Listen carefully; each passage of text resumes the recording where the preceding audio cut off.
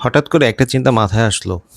এখন আমাদের যেভাবে বিভিন্ন জায়গায় জ্বালানি তেলের সংকট দেখা দিচ্ছে, তাতে আমার কাছে কেমন যেন মনে হচ্ছে, সামনে একটা হয়তোবা লকডাউনের মতো করে কিছু আসতে পারে। ভয় পাবেন না, এটা কোনো গুজব না বা অন্য কিছু না। এটা জাস্ট আমার একটা ধারণা। কারণ দেখুন, আ করোনা যখন শুরু হলো, তখন কিন্তু এভাবেই অনেক দেশে অ্যা বিভিন্ন ধরনের সমস্যা তৈরি হয়েছিল।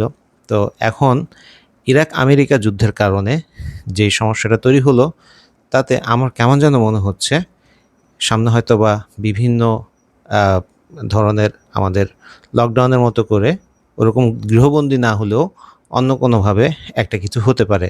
যেমন হয়তোবা আ গাড়ি চলাচল বন্ধ হয়ে যেতে পারে, হয়তোবা আমাদের লোডশেডিং বেড়ে যেতে পারে, হয়তোবা আমাদের অ্যা বিভিন্ন ধরনের যে অফিসগুলো আছে সেগুলোতেও টাইম শিডিউলে চেঞ্জ আসতে পারে।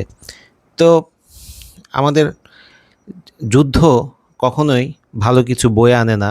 এই জিনিসটা আমরা স্পষ্ট এখন কিন্তু বুঝতে পারছি। যুদ্ধ থেমে যাক, পৃথিবীর মানুষ শান্তিতে থাকুক, পৃথিবীর সবাই ভালো থাকুক, পৃথিবীর সকল প্রাণী সুখে থাকুক। আল্লাহর কাছে এই দোয়াই করি, আল্লাহ যেন দ্রুত এই যুদ্ধ থামিয়ে দেয়। আপনারাও দোয়া করুন, যে ধর্মেরই হন না কেন, সৃষ্টিকর্তাকে বলুন এই যুদ্ধ যেন থামিয়ে দেয়। ধন্যবাদ।